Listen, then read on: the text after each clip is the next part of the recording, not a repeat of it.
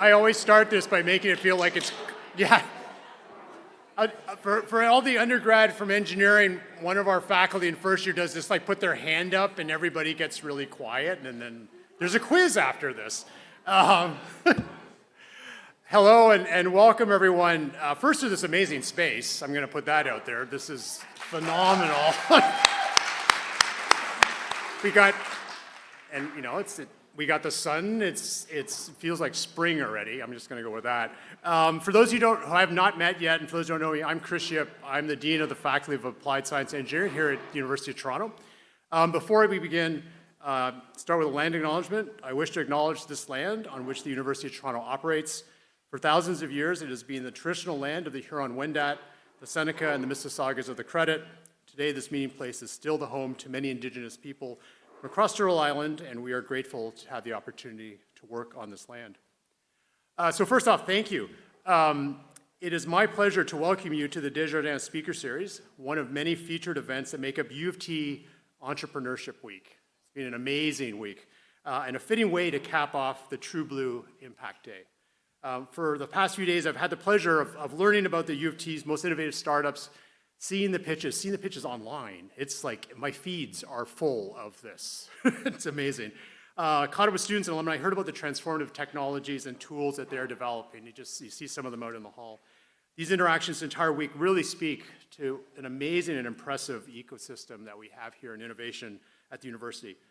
And a history which goes back over a century, U of T's discovery of insulin, and since then, U of T researchers have made giant strides across all areas of science and technology, from expediting polio vaccine development, developing machine learning paradigm, which is really underpinning, frankly, everything we're doing here, from speech recognition to self-driving cars. The U of T entrepreneurship community has grown to include more than 12 accelerators across all of our campuses, ranks among the top 5 university-managed business incubators in the world. Huge credit to Derek and his team for doing all that. And every year, the university supports more than 600 entrepreneurial teams. U of T Engineering has played a significant role in driving entrepreneurship and innovation here at the university and beyond.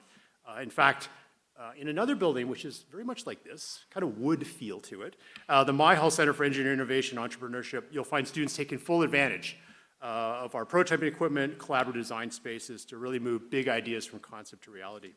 We're also the home of the Entrepreneurship Hatchery Startup Accelerator, which has launched more than 100 student startups since 2012, including Sparrow and Kepler. And we're just getting started. So much activity.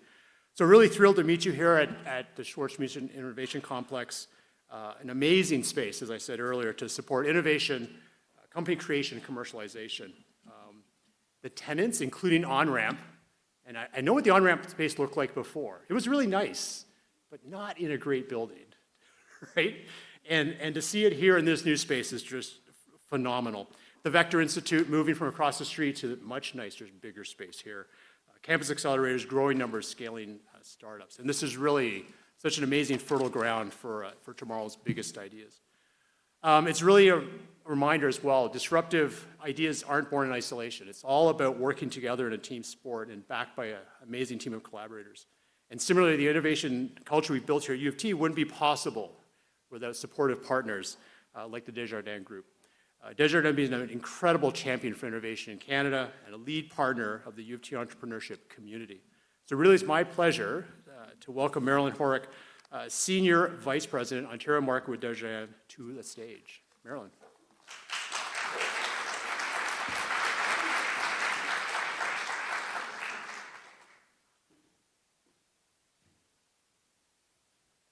Good afternoon, everyone, and thank you, Dean Yip.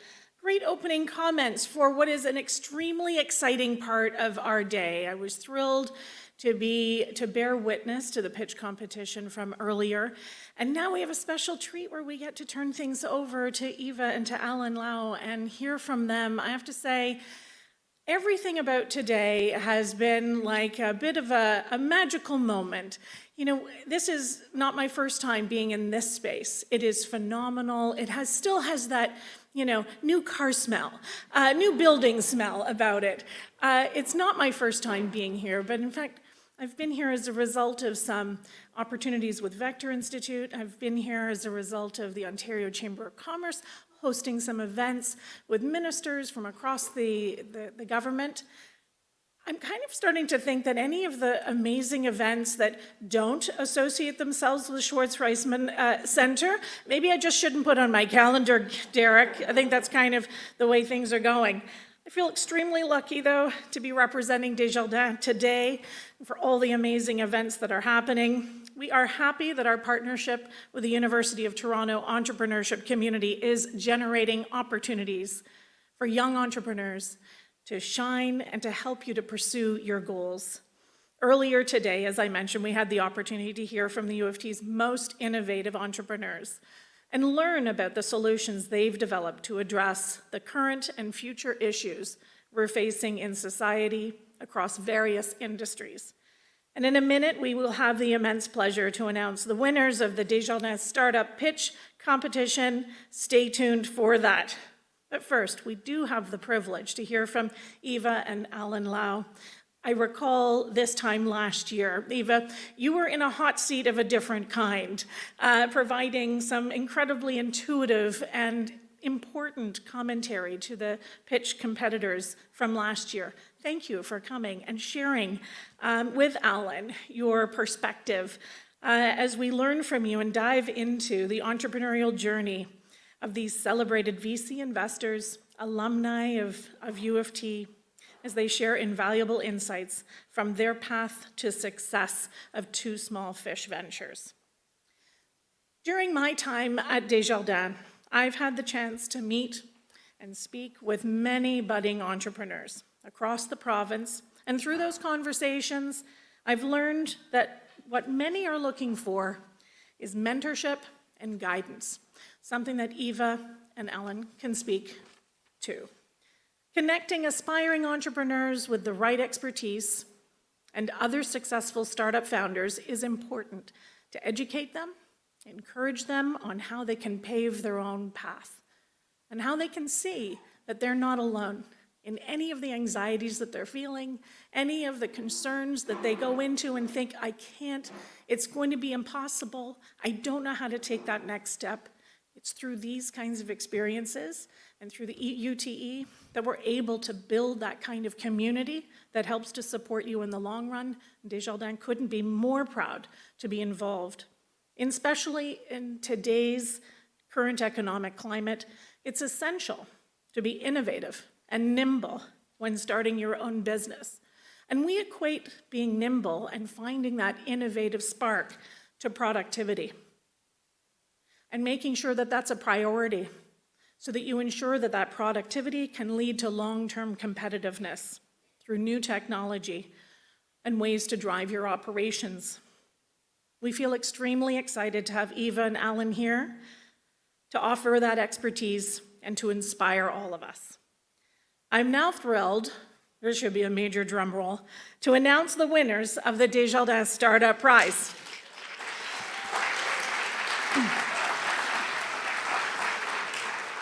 This is the largest pitch event at U of T, and today we had 5 early stage and 6 late stage finalists competing for over $100,000 in funding. We're going to start with the early stage category. I'm going to go 3, 2, and 1. So we have for our third place, and I do want to say that we'll be taking photos with the big checks. For those of you who were here last year, Eva, you'll remember this. There was sort of a cumbersome moment with multiple checks. We're going to do all of those photo ops afterwards. But let's please give a big round of applause to our third place winner in the early stage, ToothPod.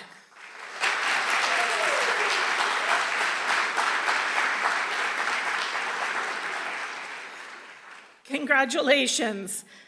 In second place, again for the early stage, Neuropeutics Inc.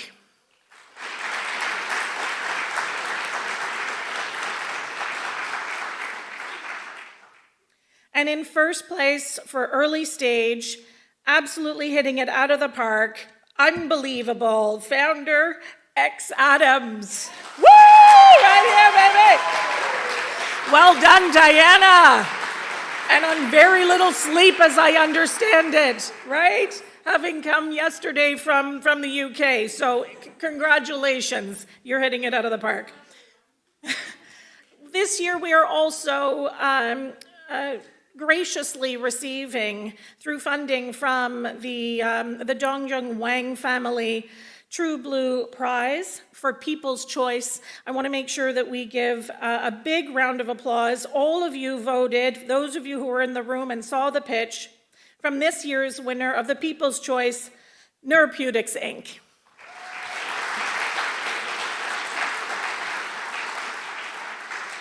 Now, moving on to our late stage, who were, you can just tell the passion that drives these individuals, the years of investment that have gone into the work that they've put into their baby.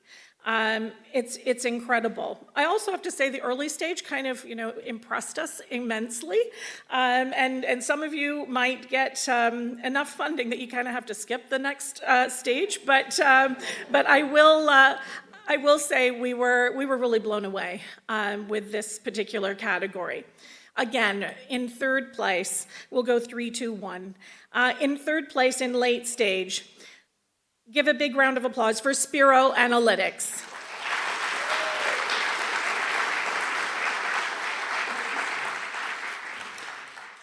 The second place for late stage goes to Cove Neurosciences.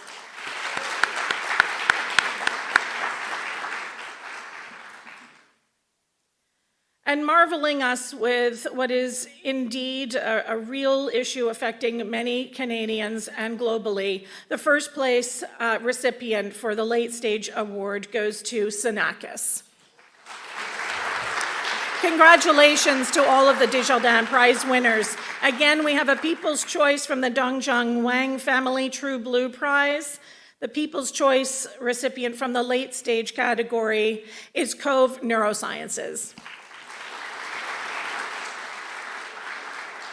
Thank you so much to the University of Toronto, to UTE, for today's events. We hope that you've been enjoying yourself. We hope that you've been spending time in community, chatting with each other. You make connections today and that you keep those going in the long term. Thank you. I'm going to turn things over now. Dean Yip, come back up.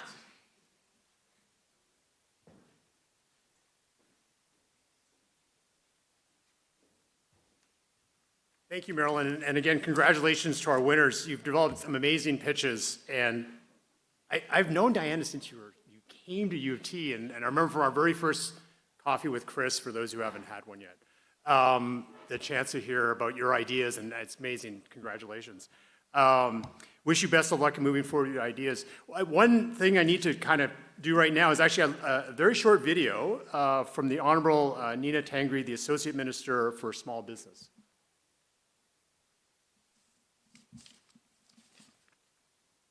Good morning, everyone. I'm Nina Tangri, the MPP for Mississauga-Streetsville and Ontario's Associate Minister of Small Business.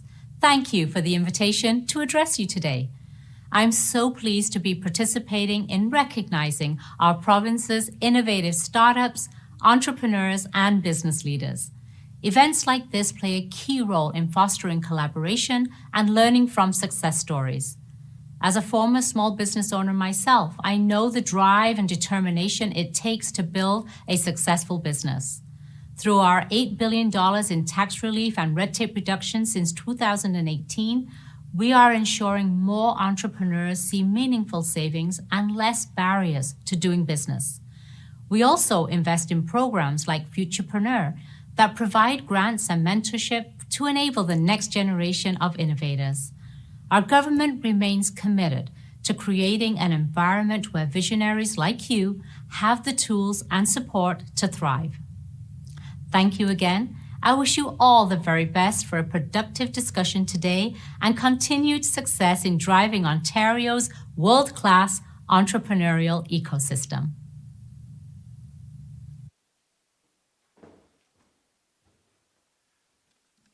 Thank you, Associate Minister Tangri. So we've got Looking forward to this panel discussion for sure. So I get the thrill to introduce our keynote speakers. So really a pleasure to introduce Alan and Eva Lau, co-founders of Two Small Fish Ventures. Actually, I really like that. I really like the name and the title and the kind of the theme you've got running with it. An early stage venture capital firm focused on the next evolution of computing and its applications. Renowned for writing the crucial first checks for promising startups which later become world-class companies. Skip the Dishes, BenchSci, and others.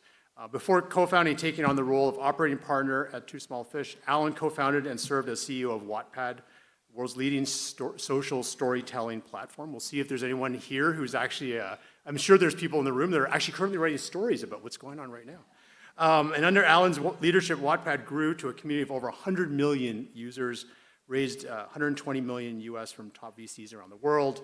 And in 2021, a new chapter began when Wattpad was acquired for more than 660 million US, one of the largest tech acquisitions in Canada. Meanwhile, Eva, managing partner and co-founder of Two Small Fish, leveraged her experience to help small, early-stage transformative tech companies achieve internet scale.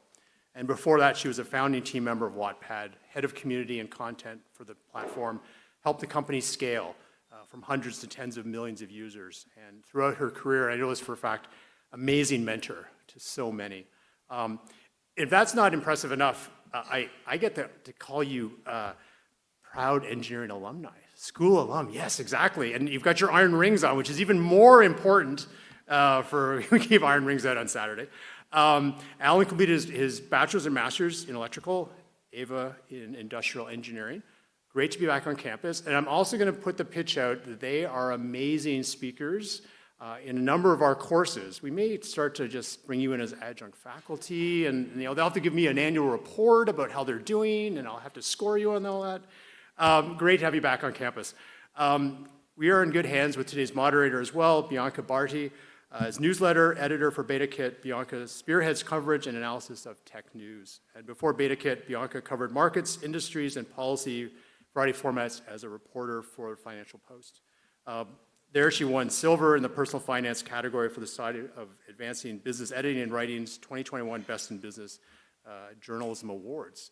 So we are welcome to the stage. Super looking forward to this conversation.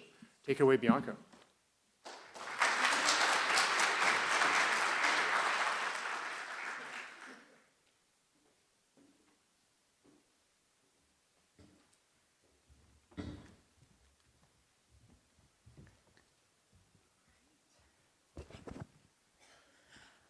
Hello, everyone. Oh, wow. Not used to using a mic. It's been a long time. COVID, lockdown. Just wanted to say thank you so much for having me today, and I'm really thrilled to get into this exciting chat with Alan and Eva Lau. Before we get started, and before I have the pleasure of getting to enlighten the crowd with their amazing anecdotes and tips, we're going to be spending the first half of this session on our little fireside chat, but the second half we want to maximize our time for questions. So throughout the conversation, you can submit your questions using the QR code on page 11 of your program booklet. Just want to make sure everyone gets their questions in. And now, without further ado, I'm sure everyone's way more eager to hear from Alan and Eva than me. So let's dive right in. All right. All right, Alan and Eva, your beginnings at U of T are something I think everyone in tech would admire. Can you please enlighten us with your very own Wattpad love story? Wattpad love stories. I think the Wattpad love stories happened long before Wattpad was even born. Me and Alan, we actually met at U of T. He was 1 year senior, and we were introduced through some common friends. The Stanford Fleming Library is where we hang out most often. And I have been telling this kind of like a secret to people who ask me, like, what was the first impression, those kind of stuff. So I'm gonna actually have this secret out in the open now. So it's no longer a secret. Alan has been telling his friends after he first met me that I wasn't that pretty. I guess that was just kind of like a disguise. I don't know. Anything you want to add? I don't know what to say. But I guess the scoring system back then was very different.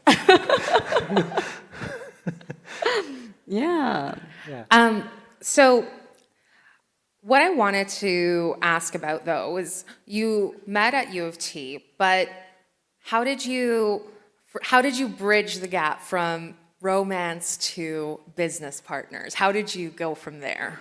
I'm going to start, telling the story a little bit, and then Alan definitely have more color to fill in if I'm not already colorful enough. So we actually graduated at the same time.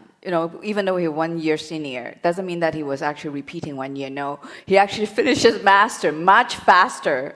Within 14 months, he was done. So we actually graduated at the same time. He was top of class. So I just want to get this straight out of Very cool. Very, very clear. He was top of class. At the time, I joined at a startup here in Toronto. When I first joined the company, it was about like 20 people or something like that. And he got handpicked into a corporation before he even graduated. And for me, working in a startup was really transforming. And long story short, he joined the company shortly after as well. He didn't really like the corporation. He's going to add more color on that. It's IBM. I'll let him tell you that color. part of it. But then, so what happened was then we started our professional relationship actually after our romance, because we started our relationship in undergrad. And so we actually had this working relationship very early on. And we worked in multiple companies actually throughout the career. And so working together, it's extremely natural for us. Alan, you want to add a little bit more color? Yeah, maybe I'll add at the turn of the century, we were both working for an incubator, now venture capital, corporate Spark. And when we worked there, we got assigned to different incubatees. There was a period of time when both of us assigned to the same two companies. In the morning, sometimes, maybe Monday or Tuesday, we work for one company, and then Wednesday and Thursday, we work for another one. Friday, we're back to the first one. So what's so interesting was we were already married at that time. In one company, she reported to me, and in company number 2, I reported to her. So if we could survive that, nothing is impossible. Exactly. It sounds like it was a great pleasure to work together, and how fortunate you two were to find each other and create a beautiful idea that transformed into a company, which you sold for how much was it again?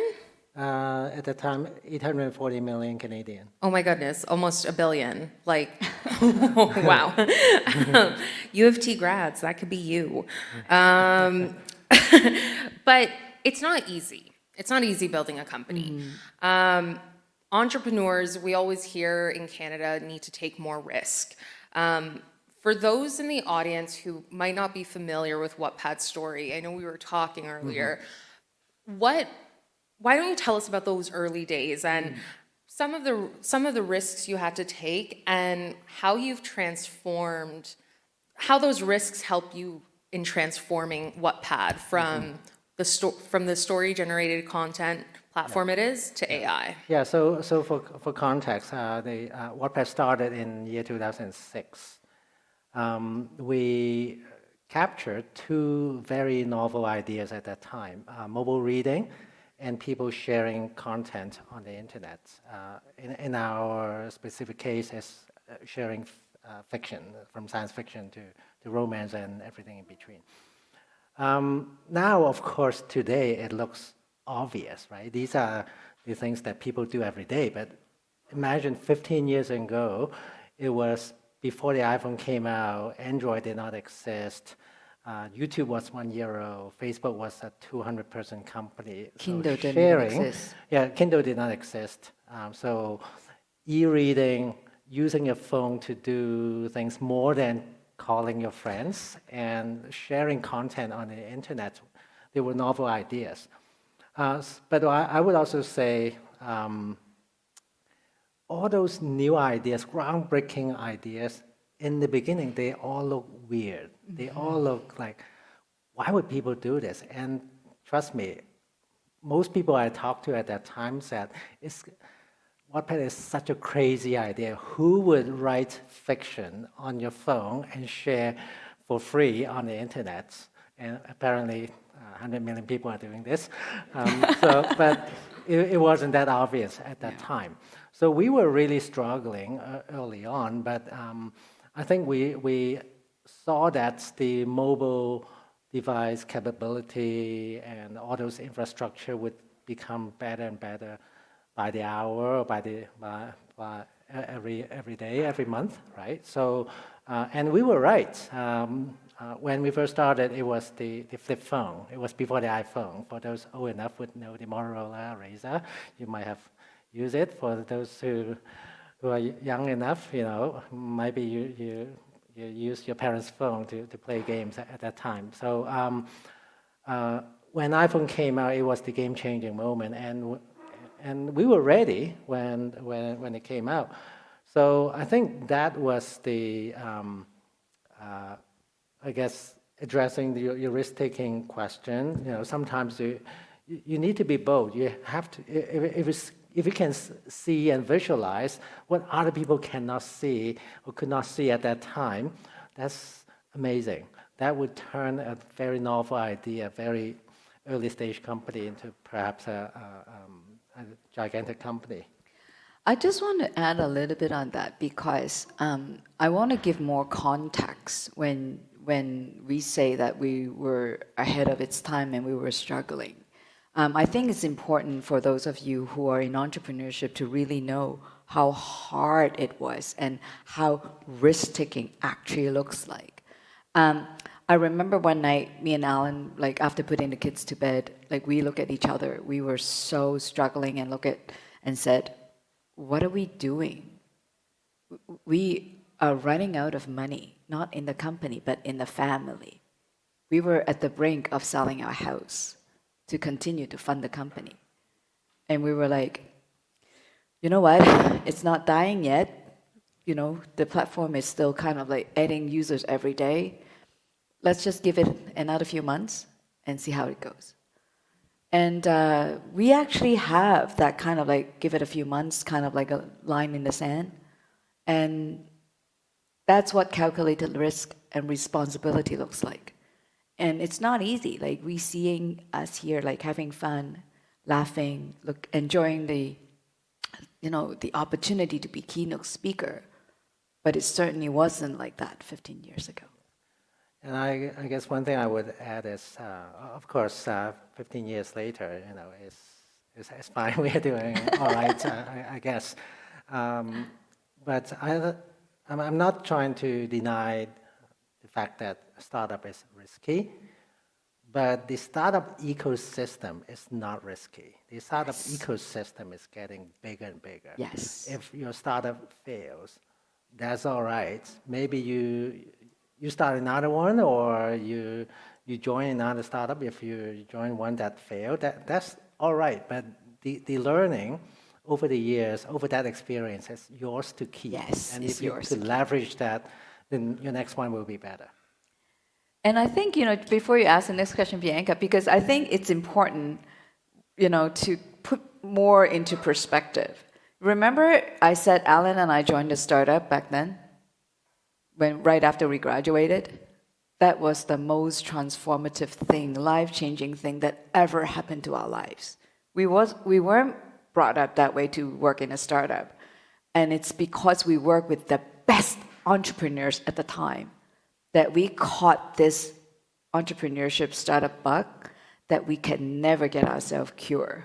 And that's why we're doing what we are doing right now. It's really, really, really fun. Yeah, when she joined the company, it was 20 people. It's a company called The Arena. Also, one of the co-founders, engineering, U of T engineering alum, Bert Amato. When she joined the company, it was 20 people. 9 months later, when I joined, it's 80 people. And 4 years later, when it was acquired, 800 people. It was sold for $500 million at that time. It was in the 90s, right? So $500 million at that time is like multi-unicorns in today's dollars. And that was the fastest rocket ship anyone can ever imagine. That's right. It's interesting to hear you talk about how the startup ecosystem, I see you talking about it as if it's like a safety net to catch you. Don't be afraid to leap. Don't be afraid to take that jump. But a startup community can even begin at a place like here on this campus.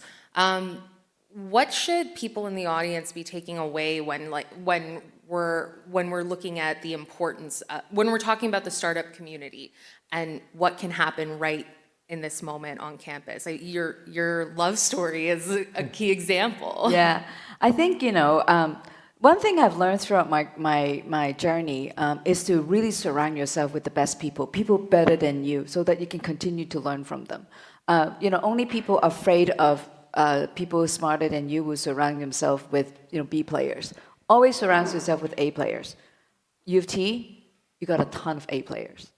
And not only that, we have a very diverse community. If Al and I can find each other as life partners, I'm very sure you'll be able to find co-founders, colleagues, mentors,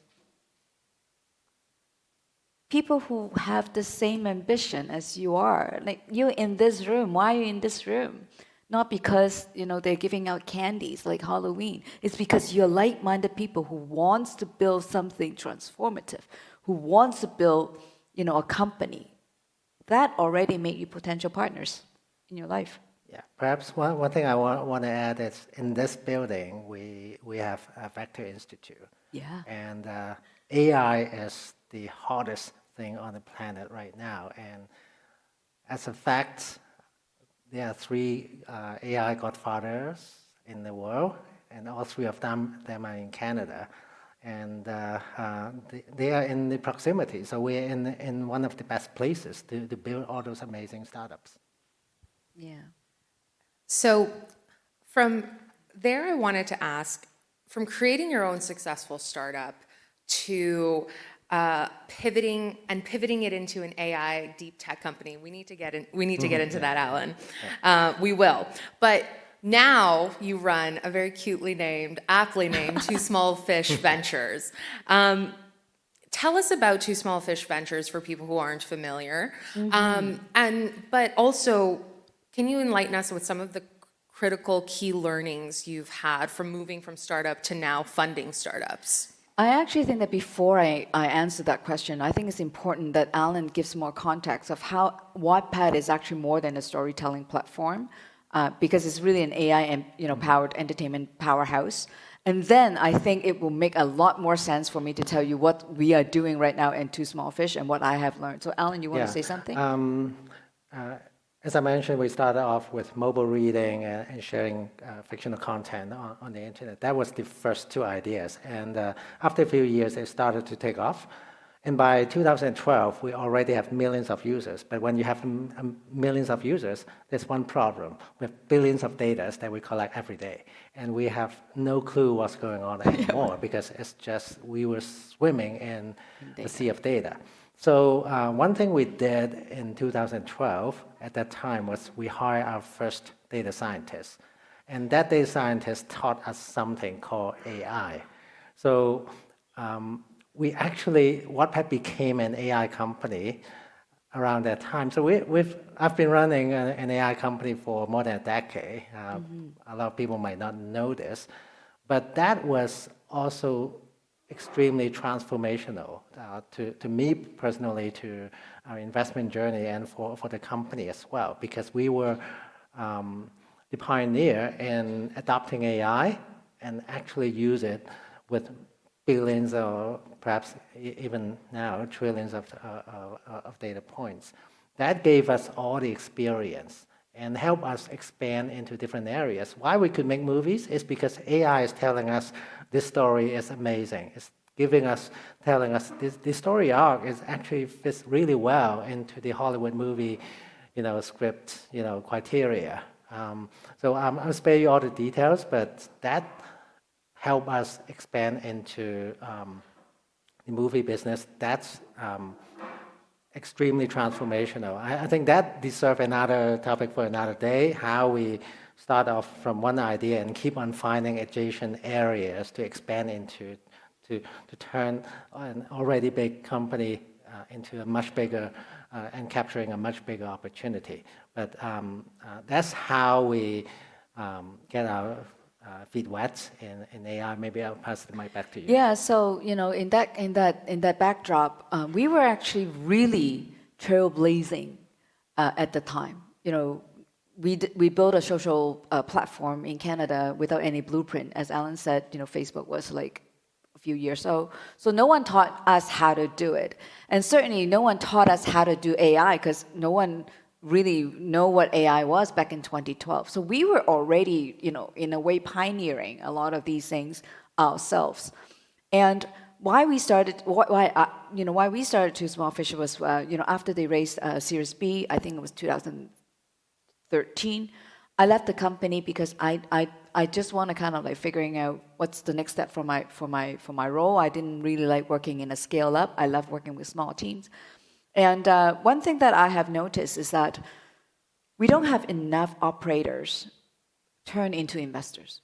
Like unlike our bigger cousins, south of the border, we could have a lot of early stage employees, not necessarily founders, but employees like from Google, employee number 10 at Google or employee number 20 in Facebook, turn themselves into investors. And that knowledge of been there and done that was recycled over and over and over again for the last decades, right? But in Canada, we don't have a lot. And so remember when we were building Wattpad, we had a lot of naysayers in Canada because people didn't understand what we were doing. So I was so determined to basically recycle our knowledge of how we did it. Certainly, we weren't right all the time. We make a ton of mistakes, a lot of wall scars. So I think those are important lessons to share anyway. So that's how we started of like, we want to give back. We learned so much in the ecosystem. We got great mentors for, in the 90s and then in the early 2000s. It's time for us to share what we have learned. And therefore, we set up Too Small Fish, investing in very early stage companies that, going to be transforming the world. So we actually we were early stage investor, I would say the first check writer for Skip the Dishes. We also back a company called Benchside, birthed from hatchery, and that's another story. They have been extremely instrumental in the development of the COVID vaccine, because during COVID, they were used by AstraZeneca, Moderna, Johnson & Johnson. So, I'm so glad that we were also invested in them. And many other tech startups. What we know is that technology transforms the world. Innovations bring human forward. Now how come everyone can easily buy a bag of rice in the grocery store? Is because their machineries, cultivation tools, to make agriculture a lot easier, right? Why do we have a toilet and not have to kind of like go to, a mud house? Is because they're innovation. So innovation is what pushes us forward. And that's an exciting time right now. So are there any further critical learnings as now that you're in Too Small? Now that you're leading Too Small Fish, I know it was a double-barreled question. Now that you're leading Too Small Fish, I think people would be really interested to learn about your perspective, what you've learned now in the driver's, or moving from the driver's seat now to advising, funding Canada's innovators. So I have certainly a lot of critical learnings as in my journey.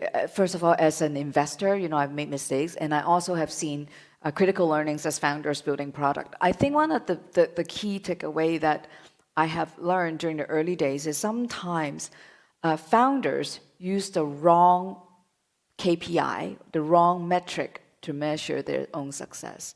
And I think one of the most common mistakes that I've seen during early stage startup, and I'm not talking about scale up, I'm talking about when you're trying to figure out if this is working. One of the thing that I have noticed, founders always think that, oh, customers are buying a revenue. So then they all figuring out, how do I grow the revenue to grow the business? But I think for a lot of innovation type companies, that you have some technologies, you may actually have some people who want to buy it, who wants to use it, but revenue is just a proxy of how much your users are loving it. So I would say that don't worry too much about the revenue part in the very early stage, because you need to actually measure far more is how your product are being loved by your users. So think about it this way. If there's only one person in the whole world love your product and willing to spend $1 million on it, does your product have product market fit? Versus you have 1 million people who loves it, but they're only willing to spend $1 on it. Which $1 million would you like to take? You pretty much know the answer, what that looks like, right? So I think it's important that some of my key learning is, picking the right metrics to measure the success of your company. Do you have anything to add? Yeah, I think perhaps I'll address a different area. I would say the best product that any founder would want to build is actually themselves. Because in the early days, you're pre-revenue, you might have product market fit, you have a skeleton team of maybe 5 people or maybe just 2 co-founders. You have literally nothing. And by the time you scale to a relatively large company, you might have like 100 employees, you are managing perhaps millions of dollars of revenue. You have to scale the operation. You have to know how to fundraise. You have to understand EBITDA, margin and all those things. When you have 0 revenue, there's no EBITDA because it's all 0, right? That transformation from an early stage founder that mainly focused on building the product to someone, the CEO or your co-founder partner, running a large operation, that's a completely different skill set. And how you transform that from the first year of starting a company to that stage is easier said than done. So yeah, build the best product that you can build is actually yourself. And I couldn't agree more. Like, imagine when I met him when he was a teenager, age of T, to now this man. We were very lucky that we could have actually grown together in locksteps, right? If I just cannot stress this enough, is how lucky we are to be able to grow together. Growing is the key word. Together comes second. Because you can be together but not growing, then there's a problem. I'm getting all warm and fuzzy because of this. It's so cute. I love it. Yeah, we'll start another marriage counseling. Throw AI into it, and that's a $2 million idea. There you go. Okay, we're going to be getting to audience questions soon. I need to ask this question. We're pivoting a little bit, but it's International Women's Week, month, day. To me, it's always International Women's Year, all the time. Eva, your story growing up in Hong Kong, coming to Canada, is inspiring. Oh, thank you. And Alan, you've achieved at Wattpad gender parity. Given that we are celebrating women and raising awareness about our causes, our concerns, our issues this week. What do you want to tell the audience today? Well, first of all, I want to tell the women in the room, you are so lucky to be working in this era. And some of you are very young people, maybe you're still in university. I cannot be more envious of the era that you were born in. When I was young, my mom said, too bad you're a girl, right? And I was one of the 10-15% of women in engineering department. The world is really, really behind us now. So seize the opportunity. There's no glass ceiling if you don't think there's one. Just go for it. And very, very lucky, not only do we have great opportunities, is there are men in this room are really rallying for us as well.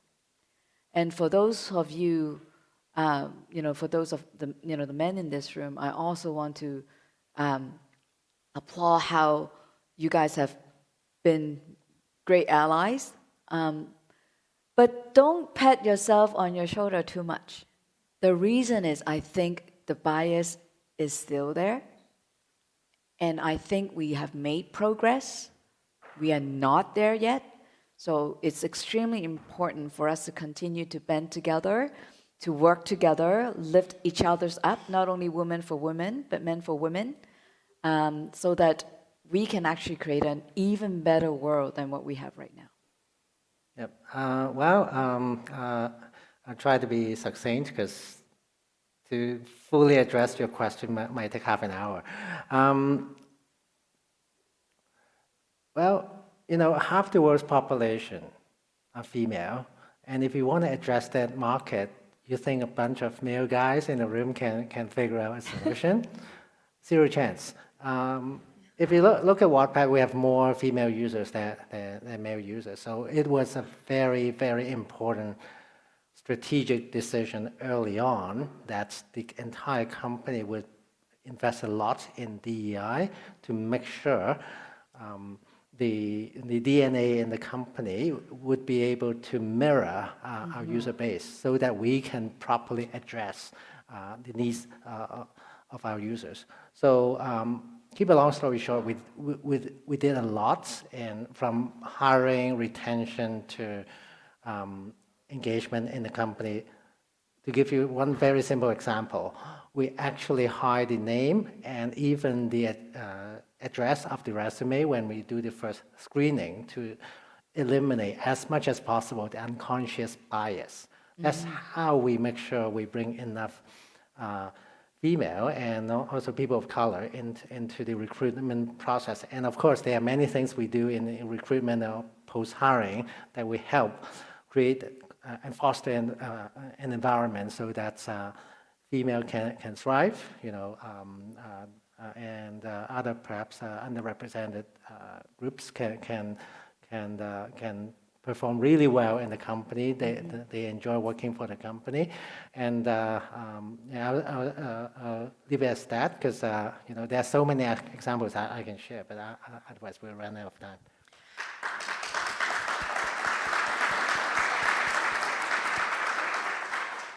I just wanted to add a little bit to that, and it also just makes good business sense. Oh yeah. To be diverse, to have representation on your team, but how? And I'm sure you see at Two Small Ventures that it bleeds into having diversity having diversity of ideas, and for sure. We were talking about category creators and the potential there. Can you speak to that a little bit? Of course. I think, this is something that I've been a big advocate about. I think Canada is the best place to build global companies. Just the best place. Why? First of all, we can be in stealth mode, and the big cousins, down south don't even know about us. Great. We kept everything good here until we see? And yeah, exactly, right? And also, the global mindset in Canada is actually very natural. When I was building Wattpad with Alan as the head of community, for us, 3 Asian, we speak Chinese, English, but then we have Filipino on the platform, with Vietnamese on the platform, with Spanish on the platform, with German on the platform, with French. I'm like, how am I going to support all these users? Well, easy. Just look at Canada. I mean, just look at Toronto, downtown. You just walk around. You can easily find another person that speaks another language that have a different cultural background.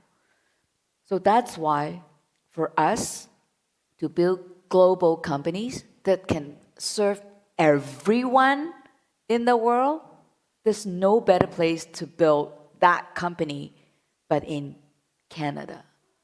We are in the best position to do it. Yeah.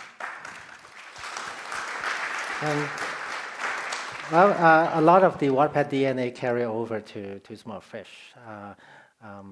When you look at our portfolio companies, I think we are roughly on gender parity. Yeah, I think we are roughly half of our founders are People of color too. people of color, at least one of them. So I think it actually mirrors the actual demographics in our population. So I think we must be doing something right. Yeah. Thank you for those encouraging words. I hope everyone gets to marinate with it and take it with them. I'd love to see more diversity in tech. And it will help Canada come, I think, further present ourselves on the global stage. Finally, my last question before we get to audience Q&A. We're at a critical juncture in society right now. Global tensions are rising. There's global tensions are rising, and we're seeing the economic landscape shift. The nature of innovation is evolving. Yet we also have an opportunity to add and augment the rich tapestry that is Canada. What is the key idea everyone here should take away today? I think, certainly I've talked about the cultural diversity and how, rich it is for us to build a global company here. But I really want to kind of focus also in the context of U of T.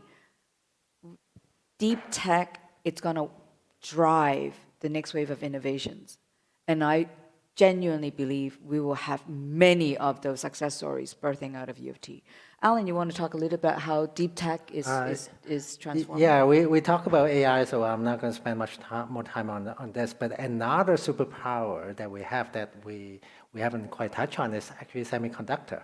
Yeah. We have actually very, very good in this area, and because of AI, the demand in computing power or demand in compute is growing exponentially right now.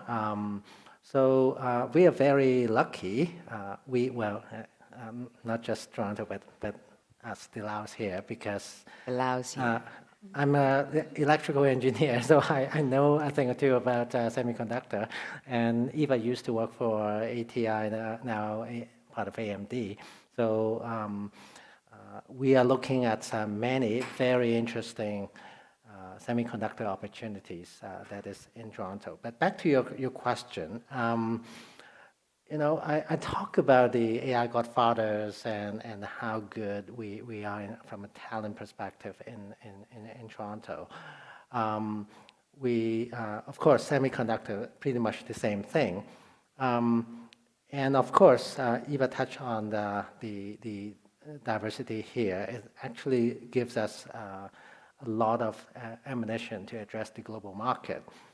But one thing that we also have to recognize is Canada is a pretty safe country. Yeah. Is a very high quality of life here, and yet at the same time we don't have a lot of the problems that we see in the U.S. U.S. might be the largest economy in the world, but there are many reasons why we are living here. It's not trying to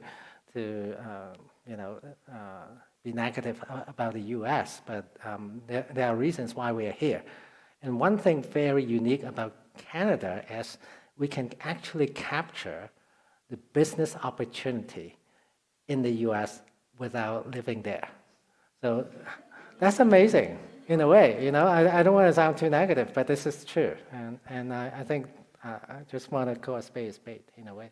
Sounds like a good way to, a good strategy for expanding, speaking the same language and then free healthcare. Yeah. So we'll move on to some audience Q&As. Just because I'm such a fangirl and I'm probably going to go write some Wattpad fan fiction after this about you two. As a husband and wife team, did investors have trouble backing you as married co-founders?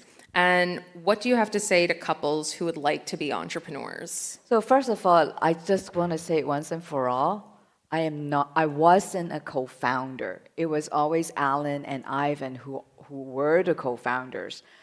Why? Because when he first told me that he was doing Wattpad, I said, this is the stupidest idea I've ever heard. Why would people want to read on a flip phone? Right? So I wasn't a co-founder. But obviously, Alan being top of class of U of T engineering, all those kind of like good stuff, he proved me wrong. Well, not really, because I was right. Otherwise, I wouldn't be selling the house almost. But when they finally hit the traction, so that's why I kind of jumped in and helped them and became the founding team member. But I think so that's why for fundraising that was never an issue. It was always just Alan and Ivan who went out to fundraise. But you are right, Bianca. For investors, there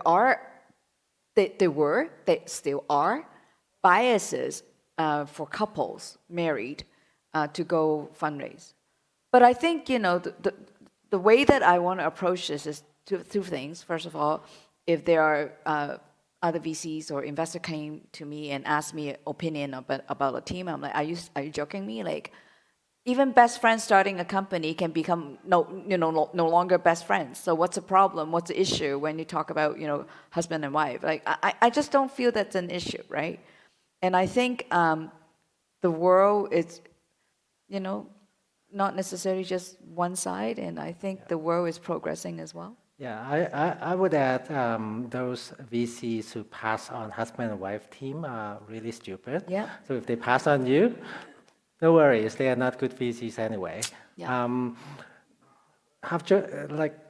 Joking aside, I would say husband and wife teams have a distinct advantage because they are working 24/7. Yeah. Imagine you can actually resolve an issue at 11 p.m. Oh, Even yeah.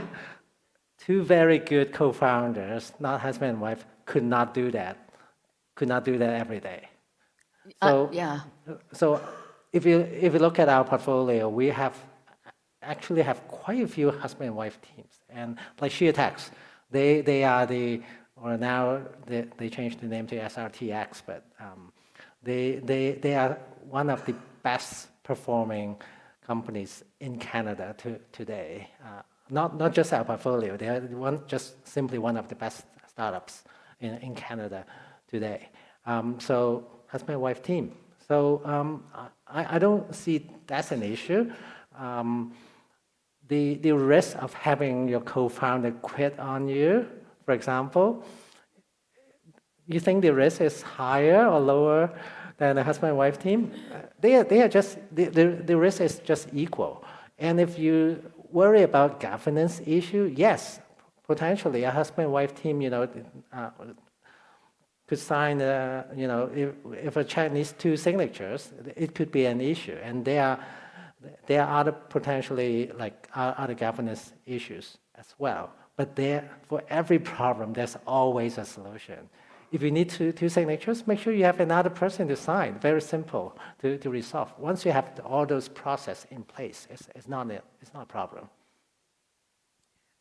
So thank you for that. Moving on to another question. I wanted to pull at this one.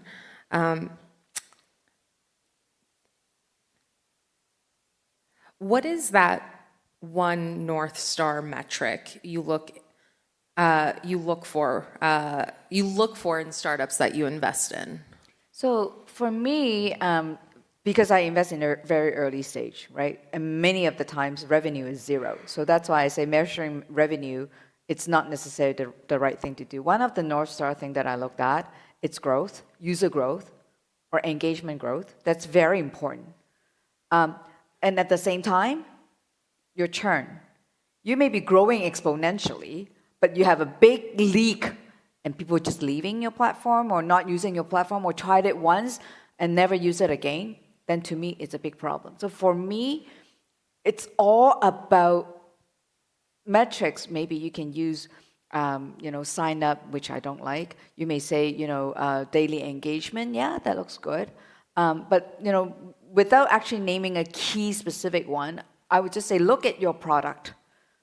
Which metrics will tell you the actual steady growth of your users loving it?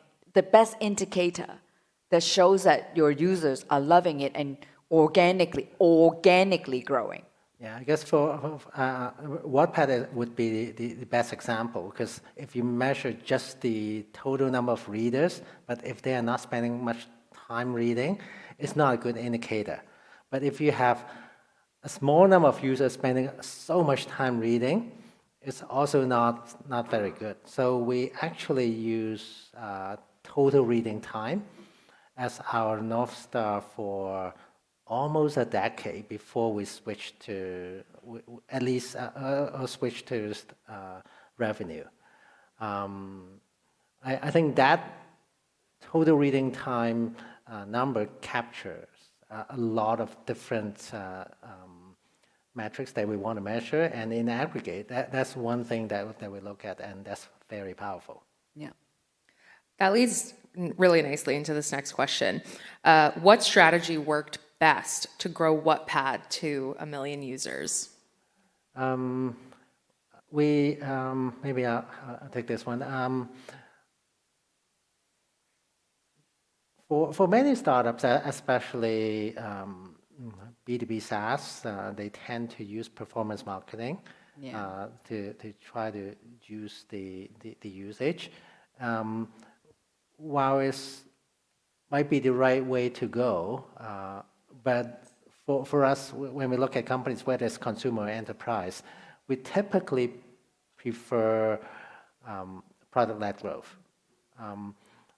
Like in Wattpad, we never ever use performance marketing until pretty much 2 years before we sold the company, and that's more than a decade without spending even a penny on Google or Facebook, because if you can achieve that's amazing, because your users are your marketer. Imagine I have 100 million people help me market the product all the time. So back to your question, really early on, we spent a lot of time working with the community, make sure they are engaging, make sure they feel like they're part of the movement in a way, and they trust me, the writers, they talk among themselves, and before you know, a lot of people heard of us, know us, and start trying this out, and they got addicted too. So for us, that type of community-driven product-led growth really worked for us. I want to add a little more on that one because it's a pet peeve of mine. When we say, engage the community, a lot of people think about, oh, you have to go onto, social media, to talk to them and just kind of entertain them. No, we don't mean that. To be more succinct of what Alan is talking about here is eat your own dog food. Use your own damn product every day. Get into the head of your users.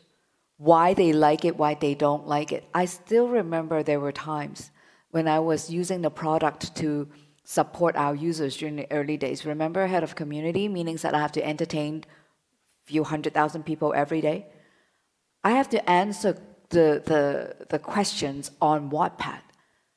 The team gave me that tiny little text box that I have to write thousands of characters in it. I was so frustrated. I went to the team. Did you know that I have to answer this in this tiny little box that doesn't even scroll. Then the next day they fix it. Not only was I happy, I'm very sure the users are far more happier because they also use it as well.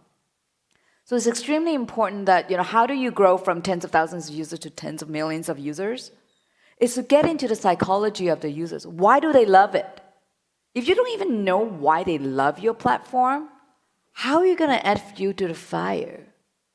So don't assume. Really use it. Get into the head of them. Then you will know what actually works, what actually should be cut. So you're putting yourself in the shoes of your user, and you're getting a fundamental understanding of your product. How does that help you? And how did it help you raise early funds in the company? And then I'm kind of bridging this question. And did you also have to personally invest in the company? Well, I mean, I bet my whole life on it. Was I not invested in it? Yeah, we are, I guess we are in a slightly different era, and also the situation was quite unique. We bootstrapped it for 4 full years before we received the first round of angel funding, let alone institutional funding. But the context is at that time the VC ecosystem did not exist in Canada at that time, and also we started the company at the worst possible time from a fundraising perspective, because we incorporated the company in December 2006. By the time we rolled this out through the beta test, something called a financial crisis already happening. So zero chance we could raise any money. We didn't even bother to try, to be honest. So we just figure out a way to bootstrap the company. And so by the time we were ready for institutional funding, we were already 5 years in. So when a company that could not generate any revenue or any significant revenue for extended period of time, where do you think our living expenses, the money came from our bank account, right? So of course we put in a lot of our own personal money into this. But I think nowadays it's quite different. Yeah. You can raise, if you have a good idea, good prototype, you can raise a pre-seed round quite early on. So I don't think what we did applies in today's world.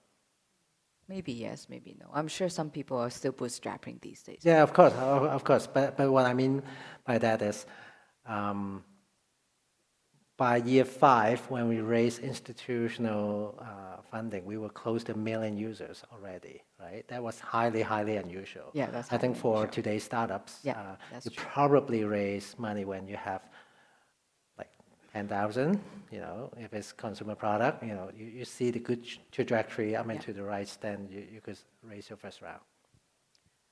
Okay, and I want to make sure I'm answering as many of posing as many of these questions.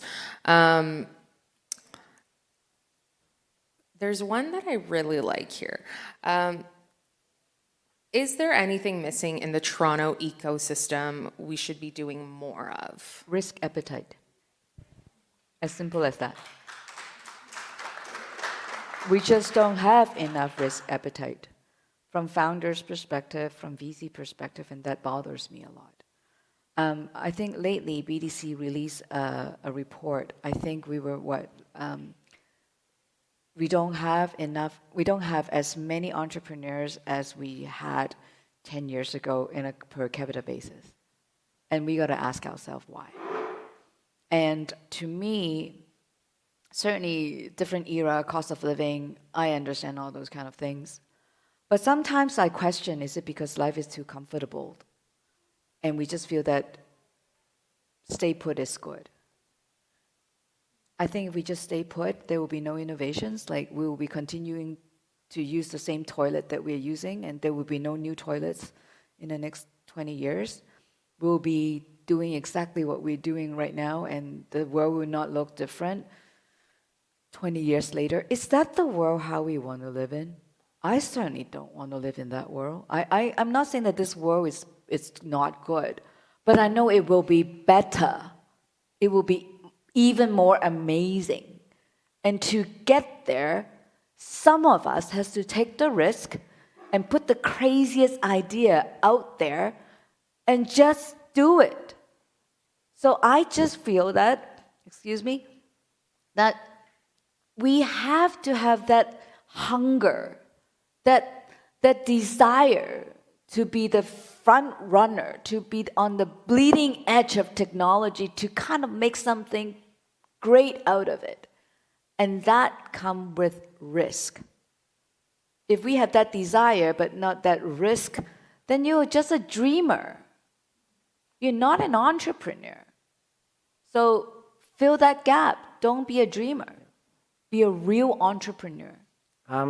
Most of my investors are from Silicon Valley. So despite the fact that I live here, I think from a professional perspective, I'm more like a Silicon Valley person. And one thing I would say is when we talk about an opportunity, Canadians ask, what's the risk first? And the Americans ask, what's the upside first?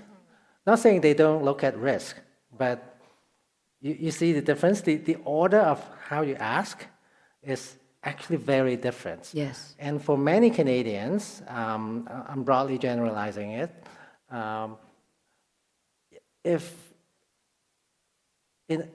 we look at an opportunity, American would say, okay, upside potential 10 times, downside potential, downside risk 1, 10 to 1, go for it, right?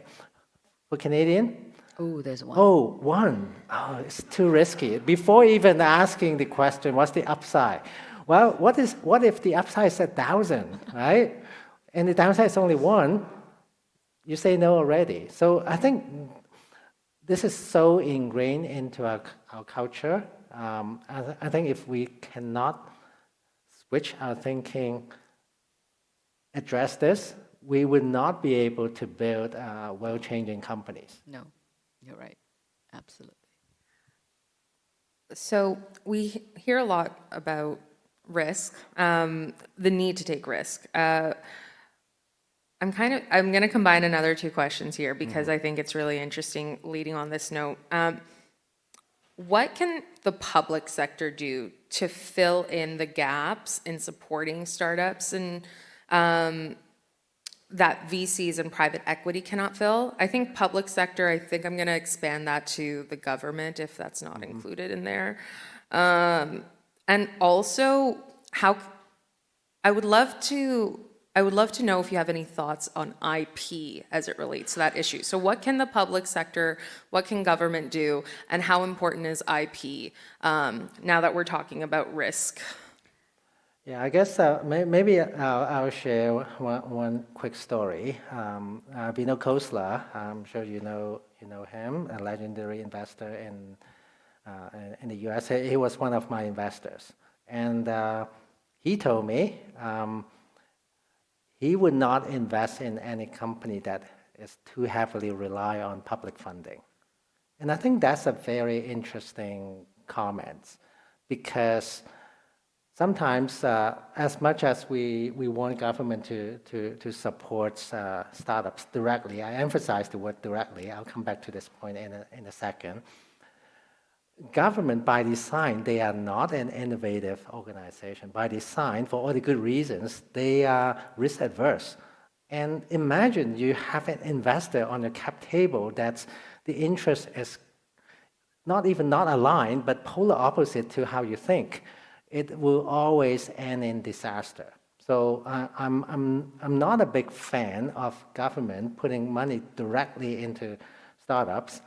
However, there's a lot government can do. Yes. They can provide funding to For example, like we have the Wiki initiative that government put aside a few $100 million to fund VCs and let the VCs fund the startups. I think that's a much better approach because it's kind of one level remove. That's a great example, and I have many other examples, but in short, government's job is perhaps indirectly provide the capital, but more importantly, create the environment with the right policy, perhaps with the right taxation system that can enable people to build more startups, maybe in a more tax-efficient way. And I'm just purely using tax as an example. That type of policy would create the environment that would create more world-changing startups. And I think, I cannot stress enough, government is set up to actually be policymakers rather than investors. So I think, if you were to ask me, what can the public do, in the ecosystem, specifically we're talking about a government, then obviously during early stage is to fund education, make education as easily accessible as possible, to make we have, top-notch faculty members, nurture top-notch entrepreneurs out of the top-notch school. This is easily done by the government because that's what they're supposed to do. But when you're talking about then in terms of the tech startup ecosystem, it's exactly what Alan said, talent policy. Like how easy is it for us to, bring talent from outside? You would be like, well, don't we have talent in Canada? Of course we do. But think about there are actually other, maybe scale-up talent, who are in the US, who have done, many different things to come in and actually, take on more senior roles in our country. I don't think there's anything wrong with it, right? So talent policy.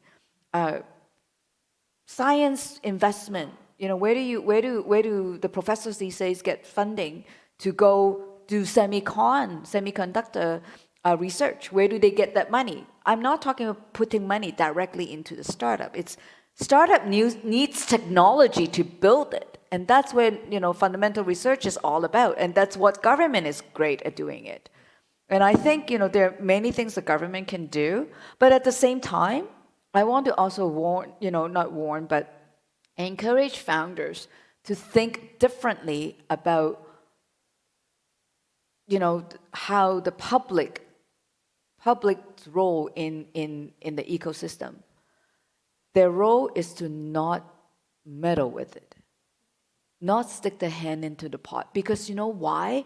Government is so big, and once you have a policy, or something, a program, maybe not policy, a program, they want a program to do this. You have to fit this criteria. Then all of a sudden, everybody's trying to fit into the box, and that's actually quite stifling. I just don't necessarily enjoy those programs. Maybe one last thing I want to add is a very short comment. I talk about how culturally we are so risk adverse, and in a way, government is the CEO of the country. Yeah. And the CEO, one very important thing that the CEO should do or could do is to set the tone for the company. Yes. So the government can help us shift the culture to be a little bit more risk adverse. Risk taking. Risk taking, sorry. Ask what's the upside first. Yes. Love how you corrected each other there. Very cute.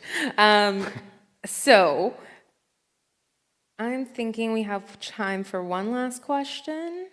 Okay. In a similar vein, so we talked about what government can do. What is the top thing accelerators can do to best support startups? Accelerators are already doing a lot of great things. Otherwise we wouldn't have 12 of them, right? And I think Accelerator has their roles in the ecosystem. So certainly supporting founders, mentoring, connecting, and all those kind of things. But I think fundamentally, accelerators should not be looked at a manufacturing company for startups, because they are not. Startups are meant to fail. So what I'm trying to say is, accelerators, you should be looking at it as your cradle, as your ground that you can make mistakes.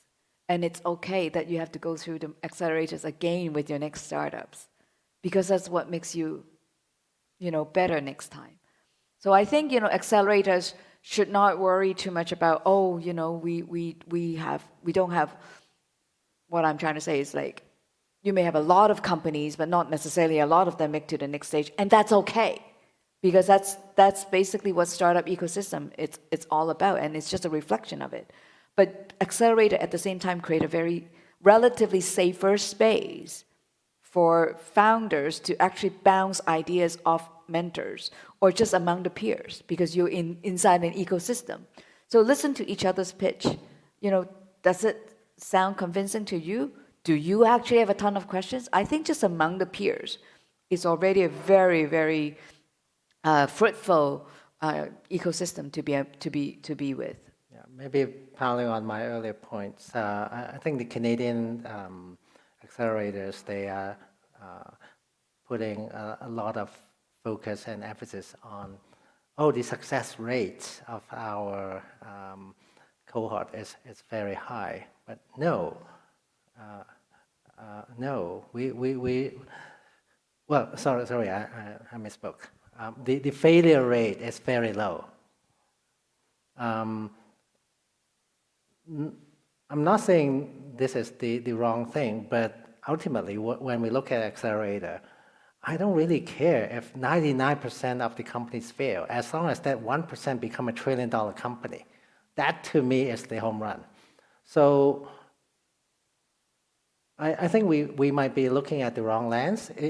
If an accelerator is the goal is to make sure 100% of the companies, they don't fail, I think that's the wrong goal. So I think this is a lot we can do to utilize accelerators to create more world-changing companies. And I think, you know what, let me just kind of like hone into that one, because Alan and I are very in sync on this one. Accelerators are not high school.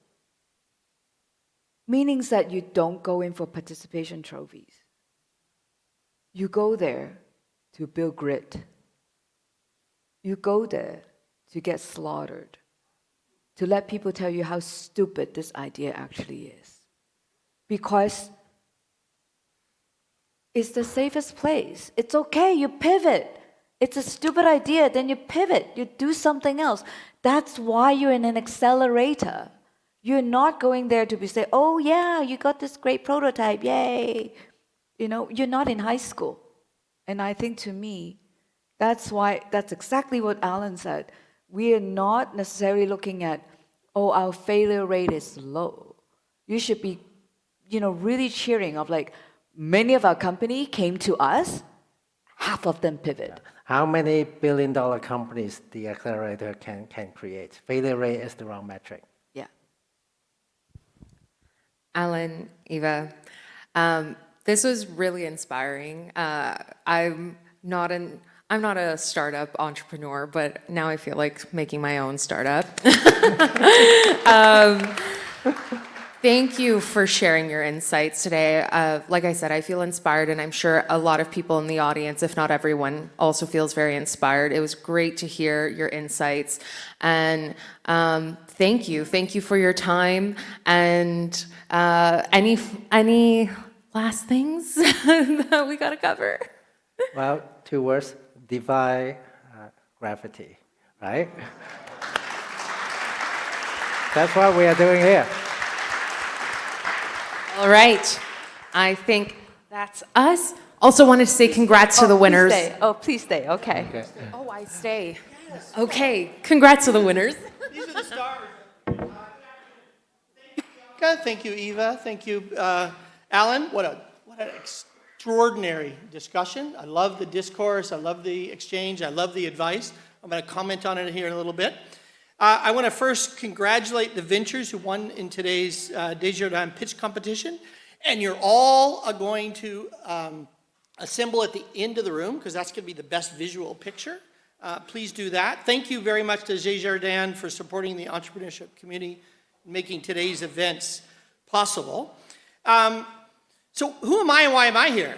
My name is Scott Mayberry. I'm the VP Operations and Real Estate Partnerships. That's the reason I'm here. And to reference something Eva said, in 2010, the then President Naylor said, Scott, see if you can take the basically demolition Banting and Best buildings that are empty.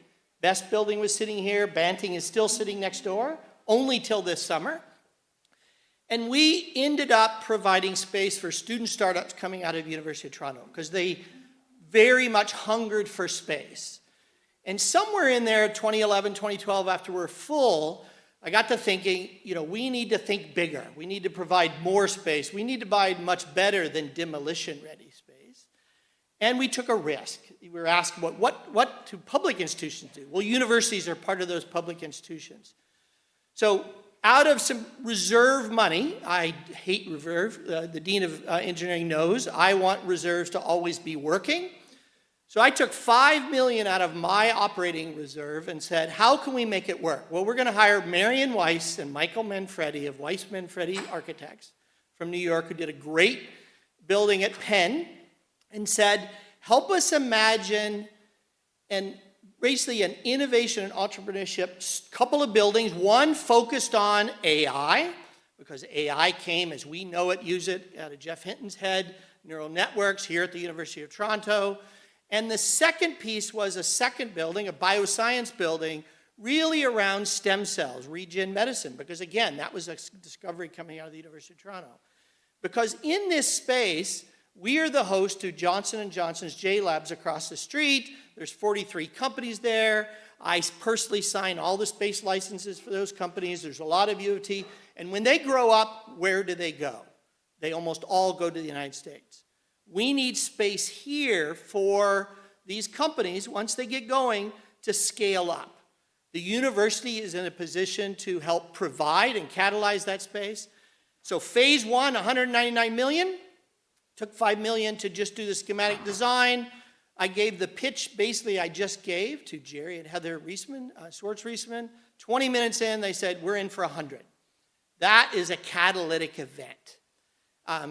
The secret is, once the building was built, I got my $5 million back, so I could go do other kinds of things with that. We spent $199 million on this building. It is about 90% full already. If you like what you see and you want to be in here, see the real estate group that's in the True Blue Expo. We're looking for some remaining tenants for that last 10%. But phase two, the Banting building will be demolished this summer. Tenders just came in. First time in 5 years, the tender came in less than we expected, so hallelujah. Because that's going to give us motivation for phase two, which we will do with a joint venture partner. I love the comments around you don't want government funding for everything. I come from the United States. I never assume the government funds anything. It is a bit challenging in Canada because there's a first order assumption. Well, what's the government going to do for me? I don't think that way. I don't assume that. If they want to come later and they love what they see and the Minister of Finance looks at this building right out of his office and he's come over and looked, and sure, we'll take it. But we will have a joint venture partner 50-50 on phase two. That'll be 500,000 square feet of space, of laboratory space, because it is focused on bioscience, 60% lab, 40% office. We will effectively start that process once Banting is done. So I invite people to network and learn more about the University of Toronto entrepreneurship. Huge kudos to them. For 5 years, I gave some kind of speech at the other building in Mars, which we're a partner on. And by the way, we own 20% of that West Wing. Another part of this, what can institutions do to help move these things on? John and his team have done a spectacular job here. So my job now is to say, in the future, some years from now, we'll be a 3 times the size we are in this building, and so this event will be able to host even more. So, reminder, all prize winners to come to the stage at the end of the session, except don't come to the stage. Go to that end for the pictures. Have a phenomenal day. And thanks again for the folks up here. You did a great job.